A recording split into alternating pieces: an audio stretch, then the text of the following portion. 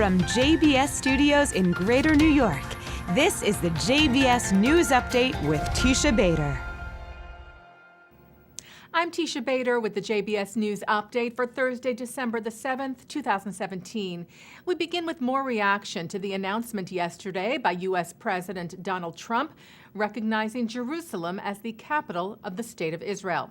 Israeli Prime Minister Benjamin Netanyahu expressed his deep gratitude, as we reported to you yesterday, and reiterated Israel's commitment to peace and continuing to work with the U.S. to attain that goal, also reaffirming that the status quo at the holy sites of Jerusalem will remain unchanged.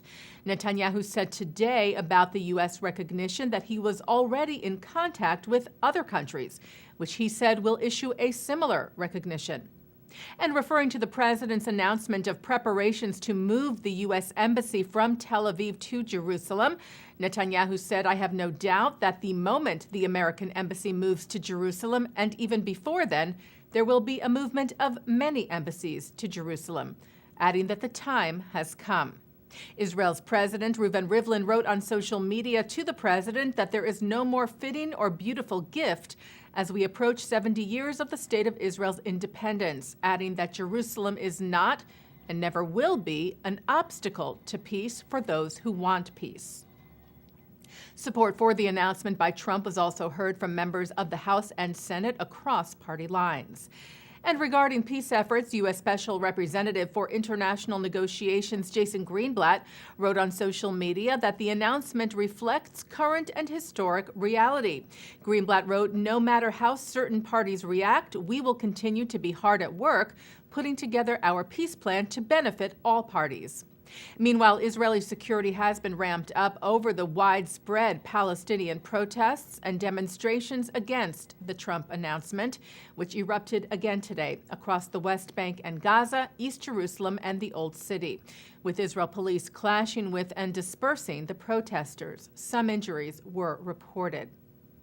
And the Times of Israel reports that Palestinian Authority President Mahmoud Abbas met today with Jordan's King Abdallah II to discuss the change in American policy on Jerusalem.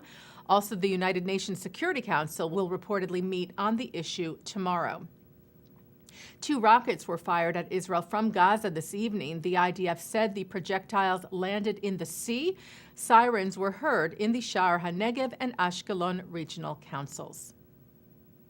Well, the Taylor Force Act passed the U.S. House of Representatives this week, preventing funds from being transferred to the Palestinian Authority as long as the PA continues its monthly stipends to the families of terrorists. The bill is named for U.S. Army veteran Taylor Force, who was murdered by a Palestinian terrorist in Tel Aviv in March of 2016. The bill passed unanimously on Tuesday and now heads to the Senate. And also on Tuesday, the Senate Foreign Relations Committee advanced a bill that will help Holocaust survivors receive restitution. The Justice for Uncompensated Survivors Today, or JUST Act, passed unanimously. It requires the State Department to report on the progress of certain European countries toward the return of confiscated Holocaust-era assets to survivors who are U.S. citizens. The bill now awaits a full Senate vote. A judge in Argentina today ordered the arrest of former Argentine President Cristina Fernández de Kirchner for allegedly covering up Iran's involvement in the 1994 bombing of the Jewish Center in Buenos Aires that left 85 people dead. Judge Claudio Bonadio accused Kirchner of treason and asked lawmakers to remove her immunity. If you recall, Special Prosecutor Alberto Nisman, who was Jewish, had come to the same conclusion regarding the former Argentine president and was about to present his findings when he was found dead in his apartment on January the 18th of 2015 in what is now officially being investigated as a homicide. Regarding the judge's ruling today, the Argentine Senate will have to now vote on whether they will in fact lift de Kirchner's immunity so that she can be prosecuted. Israel's Air Force yesterday declared the F-35 fighter jets that it received just under a year ago from the U.S. operational. Israeli Air Force Chief Major General Amikam Norkin said the stealth aircraft known in Israel as the Adir, or Mighty One, will give Israel new capabilities that are necessary in confronting the constantly evolving and complex challenges in the Middle East. Since the arrival of the first two jets in late December of 2016, the Air Force has been training its pilots to fly them and preparing ground crews to maintain them. The Israeli fleet now stands at 9 jets, with additional planes expected over the next 7 years. And taking a look now at our programming for tonight on JBS for Thursday, December the 7th. At 7 o'clock, it's Talmud Study with Rabbi Mordechai Becker. At 8, National Director of the Contemporary Jewish Life Department of the American Jewish Committee, Stephen Boehm, talks about the history of the Balfour Declaration from the AJC Westchester Fairfield at Temple Bethel in Stamford.